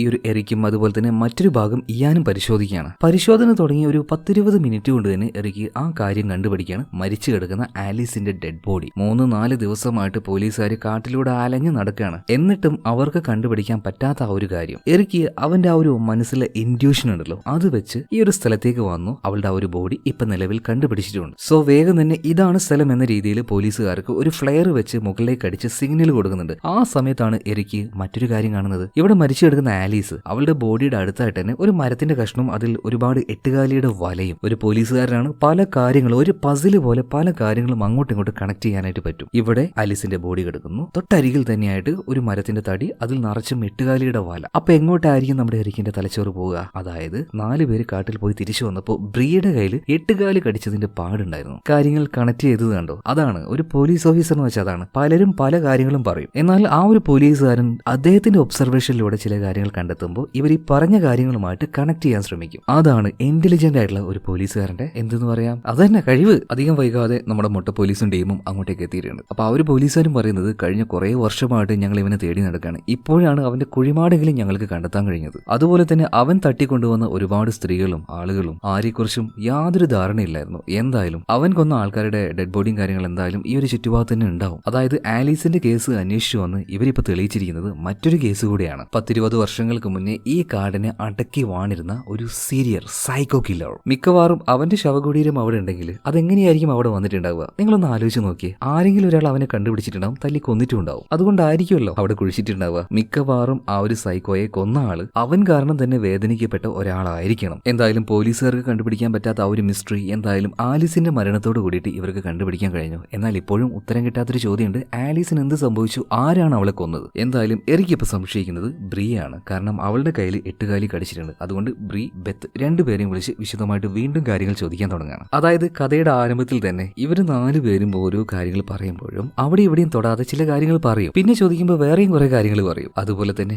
ബ്രി, ബെത്ത് രണ്ടുപേരെയും ഒന്ന് പേടിപ്പിച്ച സമയത്ത് മറ്റൊരു കാര്യം കൂടെ ഇവർ പറയാണ്. അതായത് അന്ന് രാത്രി ആ ഒരു മരത്തിന്റെ വീട്ടിലാണ് ഇവരെല്ലാവരും നിന്നത്. ഇവരെല്ലാവരും ഇല്ല, ആലീസ് ഒഴികെ ഇവർ 4 പേരും. നേരം വെളുക്കാൻ നേരത്ത് ബ്രി, ബെത്ത് ഇവർ രണ്ടുപേരും പുറത്തേക്ക് ഇറങ്ങാണ്. ആ സമയത്ത് തന്നെ ബെത്ത് വന്ന് ബ്രിയോട് പറയണ, എന്താണ് ആ ആലീസിന് ചേച്ചിയോടും എന്നോടും വല്ലാത്തൊരു ഒരുമാതിരി ഒരു പെരുമാറ്റൊക്കെ. കുറെ കാലമായി ഞാൻ ശ്രദ്ധിക്കുന്നത്. നമുക്കിട്ട് ചുമ്മാ പണിയാൻ നോക്കുകയാണ് അവള്. ഇനി ഓവറാക്കാൻ തന്ന ചേച്ചി ഉറപ്പാണ് ഞാൻ അവൾക്കിട്ട് പണിയെന്ന് ബെത്ത് ഇപ്പോ ബ്രിയോട് പറയുന്നുണ്ടായിരുന്നു. അതായത് അനിയത്തി ചേച്ചിയോട് പറയാണ്. ഞാൻ പറഞ്ഞല്ലോ ബെത്ത് അത്യാവശ്യം ദേഷ്യക്കാരിയാണ്. അപ്പൊ ചേച്ചിയായിട്ടുള്ള ബ്രി ഇപ്പോ ബെത്തിനോട് പറയാണ്, എടി പെണ്ണെ വെറുതെ അനാവശ്യമായിട്ട് ഒരു പ്രശ്നത്തിന് നിൽക്കണ്ട. ഓൾറെഡി നിന്റെ പേരിൽ ഒരു കേസ് ഉണ്ട്. ഇതുകൂടെ ആയിട്ടുണ്ടെങ്കിൽ ആ കൂടെ തൊല്ലയാവും. അതുകൊണ്ട് വിട്ടേക്ക്, ഞാൻ ഒന്ന് ബാത്റൂമിൽ പോയിട്ട് വരാൻ പറഞ്ഞിട്ട് നമ്പർ 2 നേരെ ആ ഒരു കാട്ടിലേക്ക് ആര് പോവാണ്? ചേച്ചിയായിട്ടുള്ള ബ്രി പോവാണ്. അപ്പൊ ഈ ഒരു കാര്യം എറിക്കിനോട് ബ്രി പറയുന്നുണ്ട്. ഇതിനുശേഷം ബ്രി ഉണ്ടല്ലോ ബെത്തിനെ നോക്കിയിട്ട് പറയാണ്, ബെത്തെ നീ ഒന്നും ചെയ്തിട്ടില്ല എന്ന് നിനക്ക് ഉറപ്പല്ലേ? ഇതെന്താ ചേച്ചി പെട്ടെന്ന് എന്നോട് ഈ രീതിയിൽ സംസാരിക്കുന്നത്? നീ എന്താ വെറുതെ എന്നെ പെടുത്താൻ നോക്കുകയാണല്ലോ? ബെത്തും ഒന്ന് കയർത്ത് സംസാരിക്കുകയാണ്. ഇപ്പൊ ബ്രി പറയാണ്, നീ വലിയ നല്ല പിള്ളയായിട്ട് അഭിനയിക്കൊന്നും വേണ്ട. എന്താ സംഭവിച്ചെന്ന് ഒരു പരിധി വരെ എനിക്കറിയാം. നീ എന്ത് കണ്ടെന്ന് ഈ പറയുന്നത്? ബെത്തിനോട് ബ്രി ഇപ്പോ കയർത്ത് സംസാരിക്കുകയാണ്. ഇതേ സമയത്ത് ബ്രി പറയാണ്, ഞാൻ ടോയ്ലറ്റിൽ പോകാൻ വേണ്ടിയിട്ട്, അതായത് നമ്പർ 2 ആ ഒരു കാട്ടിലേക്ക് പോയ സമയത്ത് അവിടെ കണ്ട കാര്യം എന്താണെന്നറിയോ? മരിച്ചു കിടക്കുന്ന ആലീസിന്റെ ബോഡി. വാട്ട്? എന്തത്? ഇത്രയും നേരം പറയാത്ത പുതിയൊരു കഥ. എനിക്കാകെ അമ്പരന്ന് നിൽക്കുകയാണ്. എന്താ നിങ്ങളിപ്പോ പറഞ്ഞേ? ആലീസിന്റെ ബോഡി കണ്ടുവന്നോ? ഇത്രയും നേരം എന്തുകൊണ്ട് നിങ്ങൾ ഈ ഒരു കാര്യം പറഞ്ഞില്ല? എന്താണ് അപ്പൊ സംഭവിച്ചതെന്ന് ബ്രിയോട് വിശദമായിട്ട് ഇറക്കി ചോദിക്കുമ്പോൾ ബ്രി കാര്യങ്ങൾ പറയാണ്. ഞാൻ അങ്ങനെ അങ്ങോട്ടേക്ക് പോയ സമയത്ത് കണ്ടത് ആലീസിന്റെ ബോഡിയായിരുന്നു. തലക്കടിയേറ്റാണ് അവൾ മരിച്ചത്. എനിക്ക് ഏകദേശം ഉറപ്പായിരുന്നു ഈ കാര്യം ചെയ്തത് എന്റെ അനിയത്തിയായിട്ടുള്ള ബെത്ത് തന്നെയാണ്. കുരിപ്പ് അങ്ങനെ ഒരു സ്വഭാവമാണ്. എന്താ എപ്പ ചെയ്യുന്ന പറയാൻ പറ്റില്ല. ഓൾറെഡി ഒരു കേസ് അവളുടെ പേരിലുണ്ട്. ഇതുകൂടെ വന്നു കഴിഞ്ഞാൽ അവളുടെ ലൈഫ് ആകെ കൊളായി പോകും. അവള് പെട്ടു പോകണ്ടെന്ന് കരുതിയിട്ടാണ് ഞാൻ ഒരു കാര്യം ചെയ്തത്. ബോഡി അവിടെ നിന്നും വലിച്ച് മറ്റൊരു ഭാഗത്തേക്ക് ഞാൻ കൊണ്ടുപോയിട്ടു. ആരും കാണാതിരിക്കാനാണ് കുറച്ച് അപ്പുറത്തേക്ക് ഞാൻ ആ ഒരു ബോഡി മാറ്റിയിട്ടത്. അങ്ങനെ ബോഡി മാറ്റിയിടാൻ വേണ്ടി പോയ സമയത്ത് അവിടെ ഒരു മരത്തിന്റെ കട്ടയുണ്ടായിരുന്നു. അതിലൊരു 8 കാലി ഉണ്ടായിരുന്നു. ആ 8 കാലിയാണ് ശരിക്കും എന്നെ കടിച്ചത്. അതുപോലെ ഞാൻ നോക്കുന്ന സമയത്ത് ആലീസിന്റെ കീശയിൽ ഒരു ഫോൺ ഉണ്ടായിരുന്നു. ആ ഫോൺ റിങ് ചെയ്യുന്നുണ്ടായിരുന്നു. സത്യം പറഞ്ഞാൽ ആ ഒരു സമയത്ത് ഞാൻ വല്ലാണ്ട് പേടിച്ചു പോയി. അപ്പൊ വന്ന ആ ഒരു കോള് ഞാൻ എടുത്തില്ല. അതാരാ വിളിച്ചതെന്ന് നമ്മൾ നോക്കുകയാണെങ്കിൽ മറ്റാരുമല്ല, നമ്മുടെ എറിക്കാണ് ആ കോള് വിളിച്ചിരിക്കുന്നത്. അതായത് മരിക്കുന്നതിന് മുന്നേ ആലീസ് എറിക്കിനെ വിളിക്കാൻ ശ്രമിച്ചിട്ടുണ്ടാവും. പക്ഷേ മരണത്തോട് മല്ലിട്ട് നിൽക്കുന്ന സമയത്ത് അവൾക്കൊന്നും സംസാരിക്കാനും പറ്റിയിട്ടുണ്ടാവില്ല. അതാണ് കഥയുടെ ആരംഭത്തിൽ നമ്മൾ കണ്ട ഒരു സിറ്റുവേഷൻ. അതായത് എറിക്ക് സ്വിമ്മിംഗ് എല്ലാം കഴിഞ്ഞ് തിരിച്ചു വന്ന സമയത്ത് അവന് കോള് വന്നായിരുന്നല്ലോ. എന്നാൽ വിളിച്ച ആൾ ഒന്നും സംസാരിക്കുന്നുണ്ടായിരുന്നില്ല. തിരിച്ചു വിളിച്ചപ്പോൾ ഫോൺ എടുക്കുന്നുണ്ടായിരുന്നില്ല. എന്തായാലും ഈ ഒരു സിറ്റുവേഷനിൽ ബ്രി വല്ലാതെ പേടിച്ചു പോയി. അങ്ങനെ പോകുമ്പോഴാണ് ഞാൻ നേരത്തെ പറഞ്ഞതുപോലെ ആ ഒരു 8 കാലി അവിടെ വെച്ച് തന്നെ കടിക്കുന്നത്. ആകെ മൊത്തം ഇപ്പൊ പറയുകയാണെങ്കിൽ ബ്രി വിചാരിക്കുന്നത്, അല്ലെങ്കിൽ ബ്രി പറയുന്നത് ബെത്താണ് ആലീസിനെ കൊന്നതെന്നാണ്. എന്നാൽ ഇത് കേട്ടപ്പോ ബെത്തിന് ആകെ ദേഷ്യം വരികയാണ്. ഓ അപ്പൊ നീ എന്നെ കള്ളത്തിയാക്കാൻ, കൊലപാതകയാക്കാൻ നോക്കുകയാണല്ലേ? ഒരു ചേച്ചിയല്ലെന്ന് കരുതിയിട്ട് ഞാൻ ഒരുപാട് സ്നേഹവും അതുപോലെ തന്നെ കെയറും ഞാൻ നിനക്ക് തന്നിട്ടുണ്ട്. എന്നിട്ട് നീ തന്നെ എന്നെ കള്ളത്തിയാക്കാൻ, കൊലപാതകയാക്കാൻ നോക്കുകയാണല്ലേ കുരുപ്പേ? ഇവരിങ്ങനെ അങ്ങോട്ടും ഇങ്ങോട്ടും തർക്കിച്ചുകൊണ്ടിരിക്കുമ്പോൾ ഇപ്പൊ അങ്ങോട്ടേക്ക് മരിച്ചുപോയ ആലീസ് അതുപോലെ തന്നെ ലോറ, ഇവരുടെ രണ്ടുപേരുടെയും മക്കൾ ഒരേ സ്കൂളിലാണല്ലോ പഠിക്കുന്നത്. രണ്ടുപേരും ഇങ്ങോട്ടേക്ക് വന്നിട്ടുണ്ട്. ലോറയെ നോക്കുകയാണെങ്കിൽ അവൾ ഇവിടെ ഇല്ല. ഇപ്പോഴും ആലീസ് മരിച്ച ആ ഒരു കാര്യം ലോറ അറിഞ്ഞിട്ടില്ല. അവൾ ഇപ്പോഴും ആ ഒരു വെള്ളച്ചാട്ടത്തിന്റെ മുകളിൽ തന്നെയാണ് നിൽക്കുന്നത്. അങ്ങനെ ലോറയോട് ഏറിക്ക് കാര്യങ്ങൾ പറയാണ്. നീ ഇനി ആലീസിനെ കാത്തുകൊണ്ട് ഇവിടെ നിൽക്കേണ്ട ആവശ്യമില്ല. അവൾ ഓൾറെഡി മരിച്ചു കഴിഞ്ഞു. അവളുടെ ബോഡി ഞങ്ങൾക്ക് നിങ്ങൾ അന്ന് രാത്രി താമസിച്ച ആ ഒരു വീടുണ്ടല്ലോ അതിന്റെ ആ ഒരു പരിസരത്ത് വെച്ച് തന്നെ കിട്ടിയെന്ന് പറയാണ്. അതിന്റെ പുറമെ നിന്റെ മകളും അതുപോലെ തന്നെ ആലീസിന്റെ മകളും വന്നിട്ടുണ്ട്. വാ താഴേക്ക് വാന്ന് പറയാണ്. ഇതേ നേരത്ത് ലോറ ഒന്ന് ഞെട്ടിക്കൊണ്ട് മറ്റൊരു കാര്യം പറയുന്നത് താണ്ട് കിടക്കുന്നു. അടുത്ത ട്വിസ്റ്റ്. അതായത് നമ്മുടെ ഈ ആലീസ് രാത്രി എഴുന്നേറ്റ് പോകുന്ന കാര്യം ലോറ കണ്ടിട്ടുണ്ടായിരുന്നു. അതുപോലെ തന്നെ അവൾ അവിടുന്ന് പോകുന്ന കാര്യം ലോറ കണ്ടിട്ടുണ്ട്. പിന്നെ എങ്ങനെയാണ് ആ വീടിന്റെ പരിസരത്ത് തന്നെ അവൾ മരിച്ചു കിടക്കുന്നത്? പോയ ആള് തിരിച്ചിങ്ങോട്ടേക്ക് വന്ന് പിന്നെ അവൾ ആരെയും കൊന്നിട്ടുണ്ടാവോ? ഒരിക്കലും പോസിബിൾ അല്ല ഒരു കാര്യം. കാരണം ഇവിടുന്ന് ആലീസ് പോയിട്ടുണ്ടെങ്കിൽ ഒരു കാരണവശാലും 100% ഉറപ്പ് അവൾ തിരിച്ചു വരാൻ പോകുന്നില്ല. അപ്പൊ സംഭവം അതൊന്നുമല്ല, വേറെ എന്തോ ആണ്. ഓക്കെ ലോറ, നീ ഒന്ന് റിലാക്സ് ആവും. എന്നിട്ട് എന്താണ് അന്ന് നടന്നതെന്ന് ശരിക്കൊന്ന് വിശദമായിട്ട് പറയുന്നു പറയണം. സോ ആ ഒരു ഫ്ലാഷ് ബാക്കും ഇപ്പൊ നമുക്ക് കാണിക്കുകയാണ്. ആലീസ് അന്ന് രാത്രിയിൽ തന്നെ ജില്ലിന്റെ കയ്യിലുണ്ടായിരുന്ന അവളുടെ ഫോണും അതുപോലെ ബെത്തിന്റെ കയ്യിലുണ്ടായിരുന്ന ആ വെളിച്ചം വരുന്ന ടോർച്ച് ഉണ്ടല്ലോ, ഇതും എടുത്തുകൊണ്ട് നേരെ പുറത്തേക്ക് വന്നു. അതായത് എന്തിനാണ് ഫോറസ്റ്റിനെ പുറത്തേക്ക് കടക്കാനായിട്ട് ആലീസിന് ഇത്ര ധൃതി എന്ന് ചോദിക്കുകയാണെങ്കിൽ, അന്ന് രാത്രി ആലീസിനെ വിളിച്ചുകൊണ്ടുപോയിട്ട് കാട്ടിൽ വെച്ച് ഡാനിയൽ ഒരു കാര്യം പറഞ്ഞായിരുന്നല്ലോ. അതെന്താണെന്ന് വെച്ചാൽ ഡാനിയലിന് നല്ല സംശയമുണ്ട്, ഇവരുടെ കമ്പനിയിൽ ഒരു ചാരനുണ്ട്. അപ്പൊ ഓൾറെഡി അത്യാവശ്യം കേസും കാര്യങ്ങളൊക്കെ ഉള്ള അലമ്പായി നടക്കുന്ന ബെത്തിനെയാണ് ഈ ഡാനിയലിന് സംശയം. അപ്പൊ അവളുടെ കയ്യിൽ വല്ല പെൻഡ്രൈവോ കാര്യങ്ങളോ എന്തെങ്കിലും ഉണ്ടോ എന്ന് പരിശോധിക്കാൻ വേണ്ടി ഡാനിയൽ ഇപ്പോൾ ആലീസിനെ ഏൽപ്പിച്ചിട്ടുണ്ടായിരുന്നു. ഇതോടുകൂടി ആലീസിന്റെ കിളി വാരി എന്ന് പറയാലോ, അവൾ നന്നായിട്ട് പേടിച്ചുപോയി. ഇനി എങ്ങാനും യഥാർത്ഥ ചാരത്തി അത് ആലീസാണെന്ന് അറിഞ്ഞാൽ ചിലപ്പോൾ ഈ കാട്ടിൽ വെച്ച് തന്നെ അവളെ തല്ലി കൊന്നു കളയും ഡാനിയൽ. അപ്പൊ ആ ഒരു ഭയത്തിലാണ് ആലീസ് ഇവിടുന്ന് ഓടി രക്ഷപ്പെടാൻ നോക്കിയത്. അങ്ങനെ പോകുന്ന സമയത്ത് ലോറയും ഇതുപോലെ തന്നെ ഒന്ന് ബാത്റൂമിൽ പോകാനായിട്ട് പുറത്തിറങ്ങിയ സമയത്ത് ആലീസിനെ കണ്ടായിരുന്നു. അപ്പൊ ആലീസിനോട് ചോദിക്കുകയാണ്, നീ എന്ത് ഈ ചെയ്യുന്നത്? ഞങ്ങൾ 4 പേര് ഇവിടെ കുടുങ്ങിക്കിടുകയാണ്, ആകെ കത്തുന്നത് ഒരു ടോർച്ചേ ഉള്ളൂ, അതുമായിട്ട് നീ എങ്ങോട്ടേ പോകുന്നത്? ഞങ്ങളെ 4 പേരെയും പെടുത്താനാണോ നിന്റെ ഉദ്ദേശം? ഈ സമയത്ത് ആലീസിന്റെ ആ ഒരു വൃത്തികെട്ട സ്വഭാവം അവൾ പുറത്തെടുക്കുന്നുണ്ട്. അതായത് അവളുടെ കീഴിലുള്ളവരെ ഭയങ്കരമായിട്ട് മാനസികമായിട്ട് അവൾ പീഡിപ്പിക്കും, ബുള്ളി ചെയ്യും. അതുപോലൊരു കാര്യം ആലീസ് ഇവിടെ വെച്ച് ചെയ്യുന്നുണ്ട്. അതായത് ആലീസിന്റെ മോളും ലോറയുടെ മകളും രണ്ടുപേരും പഠിക്കുന്നത് ഒരേ സ്കൂളിലായിരുന്നല്ലോ. ഒരു സമയത്ത് ഈ ആലീസിന്റെ മകൾ സ്കൂളിൽ വെച്ച് എന്തോ ഒരു പ്രശ്നം ഉണ്ടാക്കി. ആ പ്രശ്നത്തിൽ അറിയാതെ ലോറയുടെ മകളും പെട്ടുപോയി. പിന്നീട് നല്ല കാശ് കൊടുത്തിട്ടാണ് ആലീസ് അവളുടെ മകളെ രക്ഷപ്പെടുത്തിയത്. ലോറയുടെ കയ്യിൽ അത്ര കാശില്ലാത്തതുകൊണ്ട് സ്വന്തം മകളെ രക്ഷപ്പെടുത്താനായിട്ട് അവൾക്ക് പറ്റിയതുമില്ല. അപ്പൊ ആലീസ് പറയുന്ന കാര്യം എന്താ വെച്ചാൽ, ഏതൊരു കാര്യം ചെയ്യാനായിട്ടും തന്റെ ഇടവും ത്രാണി വേണം, അവർക്ക് ജീവിക്കാൻ പറ്റുള്ളൂ. അതുപോലെ തന്നെ ഇപ്പോ എനിക്കിവിടെ തന്റെ ഇടുണ്ട്, ഞാൻ ഒറ്റയ്ക്കാണെങ്കിൽ ഒറ്റയ്ക്ക് ഈ കാട്ടിൽ നിന്ന് രക്ഷപ്പെടും. നിങ്ങൾ 4 പേരും കഴിവില്ലാത്തവര് ഇവിടെ കെടുക്കണമെങ്കിൽ കെടുന്നോ, ഞാൻ നിങ്ങളുടെ കാര്യം നോക്കാൻ പോകുന്നില്ല, എനിക്ക് ഇവിടുന്ന് പോകണമെന്ന് പറഞ്ഞിട്ട് അവിടുന്ന് പോകാൻ നിൽക്കുമ്പോൾ ലോറ പറയാണ്, അന്ന് ആ ഒരു സ്കൂളിൽ വെച്ച് നടന്ന കാര്യം എല്ലാത്തിനും കാരണക്കാരി നിന്റെ മകളാണ്. പോരാത്തതിന് കാശും കൊടുത്ത് ആ ഒരു കാര്യം സെറ്റിൽ ചെയ്തിട്ട് അതൊരു തെറ്റായിട്ട് നിനക്ക് തോന്നില്ല, അത് നിന്റെ കഴിവായിട്ട് നീ കാണുകയാണല്ലേ. വൃത്തികെട്ടവളെ പറഞ്ഞിട്ട് ദേഷ്യത്തിൽ ലോറ അവളെ തള്ളിയിടുകയാണ്. ആ തള്ളിയിടലിൽ ആലീസ് ചെന്ന് വീഴുന്നുണ്ട് കേട്ടോ. തല പോയിട്ട് ഒരു കല്ലിൽ അടിക്കുന്നുണ്ട്. പക്ഷേ അത്ര വലിയ പരിക്കൊന്നും ആലീസിന് വന്നിട്ടില്ല. അവൾക്ക് ചെറുതായിട്ട് തല കറങ്ങുന്നുണ്ട്. പിന്നീട് അവളോട് 2 വർത്താനം പറഞ്ഞിട്ട് ലോറ അവിടുന്ന് തിരിച്ചു പോകുന്നുണ്ട്. പക്ഷേ പോകുന്നതിന് മുന്നേ ലോറ വന്നിട്ട് ആലീസിനെ കെട്ടിപ്പിടിക്കുകയാണ്. സോറി, അറിയാതെ പറ്റിപ്പോയതാണ്, നിനക്ക് ഇവിടുന്ന് പോകണമെങ്കിൽ നീ പൊയ്ക്കോ, ഞാൻ എന്തായാലും നിന്നെ തടുക്കുന്നില്ല, അതുപോലെ ഈ ഒരു കാര്യം ആരോടും പറയാനും പോകുന്നില്ല, നീ പൊയ്ക്കോ എന്ന് പറഞ്ഞിട്ട് ലോറ അവിടുന്ന് തിരിച്ചു പോകണം. ആലീസ് ആണെങ്കിൽ ഒന്നും മിണ്ടാതെ അവിടെ തന്നെ അങ്ങനെ നിൽക്കുകയാണ്. എന്നാൽ യഥാർത്ഥത്തിൽ തല ചെന്ന് തട്ടിയെന്ന് പറയുന്നില്ലേ, നല്ല പരുക്കായിരുന്നു. പതിയെ അവിടെ കിടന്ന് അവൾ മരിക്കുകയും ചെയ്തു. മരിക്കുന്നതിന് മുന്നേ നമ്മുടെ എറിക്കിനെ വിളിക്കാൻ നോക്കിയിട്ടുണ്ടായിരുന്നു. എന്നാൽ ലോറ ഈ കാര്യമൊന്നും അറിയുന്നില്ല കേട്ടോ. ആലീസ് വീണപ്പുണ്ടായിരുന്ന ആ ഒരു പരിക്ക് അത് വലിയ പരിക്കായിരുന്നു എന്നൊന്നും അവൾ ശ്രദ്ധിക്കുന്നില്ല, കാരണം വലിയ മുറിയൊന്നും ഇല്ലായിരുന്നു. ഇത് കഴിഞ്ഞ് കുറച്ചു നേരം കഴിഞ്ഞപ്പോഴാണ് അങ്ങോട്ടേക്ക് ബ്രീ വരുന്നത്. ബ്രീ ആലീസിന്റെ ബോഡി കണ്ടു. അവള് പേടിച്ചുപോയി. അനിയത്തി പെടണ്ട എന്ന് കരുതിയിട്ട് ബോഡി ഇവിടുന്ന് മാറ്റി വെക്കുകയാണ്. എന്നിട്ട് ഓടി ചെന്നിട്ട് ആലീസ് ഇവിടുന്ന് രക്ഷപ്പെട്ടിട്ടുണ്ട്, വാ നമുക്ക് 4 പേർക്കും വേഗം പോവാന്ന് പറഞ്ഞിട്ട് ബ്രീ ആണ് എല്ലാവരെയും വിളിച്ച് എഴുന്നേൽപ്പിക്കുന്നത്. അങ്ങനെ പോകുന്നതിന് മുന്നേ ലോറ എന്താക്കി, നേരത്തെ വീണ സമയത്തെ ആലീസിന് ചെറുതായിട്ട് തല കറങ്ങുന്ന പോലെയൊക്കെ തോന്നുന്നുണ്ടായിരുന്നു. സോ അവൾ അവിടെ തന്നെ ഉണ്ടോ എന്ന് നോക്കാൻ വേണ്ടി ലോറ ചെന്ന് നോക്കുമ്പോൾ അവിടെ ആലീസ് ഇല്ല. അപ്പൊ ആലീസ് നേരത്തെ പോയി കഴിഞ്ഞുവെന്ന് ലോറ വിചാരിക്കുകയാണ്. എന്നാൽ യഥാർത്ഥത്തിൽ ആലീസ് മരിക്കുകയും ചെയ്തു. അവിടെ നിന്നും അവളുടെ ഒരു ബോഡി ബ്രീ മാറ്റുകയും ചെയ്തു. അപ്പൊ യഥാർത്ഥത്തിൽ സംഭവിച്ചത് ഇതാണ്. അതായത് മനഃപൂർവ്വം ലോറ ആ ഒരു കൊലപാതകം ചെയ്തതല്ല, മനഃപൂർവ്വം ബ്രീ ആ ഒരു ബോഡി അവിടുന്ന് മാറ്റിയതുമല്ല, ആരും ഒന്നും മനഃപൂർവ്വം ചെയ്തതല്ല. ബേസിക്കലി ഇതെല്ലാം നടക്കാൻ കാരണക്കാരി മരിച്ചുപോയ ആലീസ് തന്നെയാണ്. അപ്പൊ ഈ ഒരു കാര്യം അറിഞ്ഞ സമയത്ത്, അതായത് ആലീസ് മരിച്ചു അതിന്റെ കാരണക്കാരി ഞാനാണ് എന്ന് ലോറ അറിഞ്ഞ സമയത്ത് അവളുടെ കൈയും കാലും വിറക്കാൻ തുടങ്ങുകയാണ്. അപ്പൊ തന്നെ എറിക്ക് പറയുന്നുണ്ട്, കാര്യങ്ങൾ എന്തായാലും നമുക്ക് അങ്ങോട്ടും ഇങ്ങോട്ടും സംസാരിച്ച് തീർക്കാം, നീ തൽക്കാലം ഇങ്ങോട്ടേക്ക് വാന്ന് പറയണം. കാരണം ലോറ നിൽക്കുന്നത് ആ വെള്ളച്ചാട്ടത്തിന്റെ വക്കത്താണ്. എന്നാൽ കാലും കൈയും വിറച്ചു പോയാൽ അവളുടെ കാല് തന്നെയാണ് നേരെ അവൾ വെള്ളച്ചാട്ടത്തിലേക്ക് വീഴുന്നുണ്ട്. ഇതേ സമയത്ത് നമ്മുടെ എറിക്ക് ഒന്നും നോക്കിയില്ല, വെള്ളത്തിലേക്ക് എടുത്ത് ചാടുകയാണ് കേട്ടോ അവളെ രക്ഷപ്പെടുത്താനായിട്ട്. അതേ സമയത്ത് തന്നെ ഒരു ഫ്ലാഷ് ബാക്ക് കാണിക്കുന്നുണ്ട്. അന്ന് കാട്ടിൽ വെച്ച് ബോധമില്ലാതെ കിടക്കുന്ന എറിക്കിന്റെ അമ്മയെ ഇവർക്ക് കിട്ടിയല്ലോ. അമ്മയുമായിട്ട് പിന്നീട് വേഗം ഹോസ്പിറ്റലിലേക്ക് പോയെങ്കിലും ഹോസ്പിറ്റലിൽ എത്തുന്നതിന്റെ കുറച്ചു നേരം മുന്നേ തന്നെ അമ്മ മരണപ്പെട്ടു പോയിട്ടുണ്ടായിരുന്നു. അതായത് അവന്റെ അമ്മയ്ക്ക് ചെറിയ പരിക്കൊന്നും ആയിരുന്നില്ല, കാര്യമായിട്ടുള്ള പരിക്ക് ഉണ്ടായിരുന്നു. അത് കാരണമാണ് മരിച്ചുപോയത്. ഇനി അതിന്റെ കാരണക്കാരൻ കാട്ടിലുണ്ടായിരുന്ന ആ സൈക്കോ സീരിയൽ കില്ലർ ആയിരിക്കോ, അതിന്റെ പകരമായിട്ട് എറിക്കിന്റെ അച്ഛൻ തന്നെയാണോ ആ സൈക്കോയെ തല്ലിക്കൊന്നിട്ടുണ്ടാവുക, അറിയില്ല കേട്ടോ. ഞാൻ ചുമ്മാ എന്റെ ഒരു ഇത് വെച്ച് പറഞ്ഞതേ ഉള്ളൂ കേട്ടോ, സിനിമയിൽ അങ്ങനെ ഒന്നും പറയുന്നില്ലേ. ഇതിനുശേഷം ഹോട്ടലിൽ നിന്ന് എണീച്ചു വരുന്ന എറിക്കിനെ കാണിക്കാണ്. വെള്ളത്തിലേക്ക് വീണ ലോറയെ രക്ഷപ്പെടുത്തിയിട്ടുണ്ട്. അങ്ങനെ ഇപ്പോൾ തണുത്ത് വിറച്ച് നിൽക്കുന്ന എറിക്കിന്റെ അടുത്തേക്ക് ഒരാൾ വരുന്നുണ്ട്. മറ്റാരുമല്ല, ഡാനിയൽ തന്നെ. ഈ ഡാനിയലിന്റെ രഹസ്യങ്ങൾ ചോർത്താനാണ് ആലീസിനെ ശരിക്കും ഏൽപ്പിച്ചത്. അപ്പൊ ഈ ഡാനിയൽ ഈ കാര്യങ്ങളൊക്കെ അറിയുന്നുണ്ട്. എറിക്കിനോട് പറയണേ, എടാ നീ സാധാരണ ഒരു പോലീസുകാരനാണ്, വെറുതെ ഇനി എന്നെ ഞോണ്ടാൻ വന്നാല് എന്റെ ഒരു സീക്രട്ട് നിനക്ക് കിട്ടാനും പോകുന്നില്ല, എന്നെ കുറിച്ച് യാതൊന്നും നീ അറിയാനും പോകുന്നില്ല, എന്നെ നിനക്ക് തൊടാൻ പറ്റില്ലടാ, അത്രക്കും പവർഫുൾ ആണ് ഞാൻ.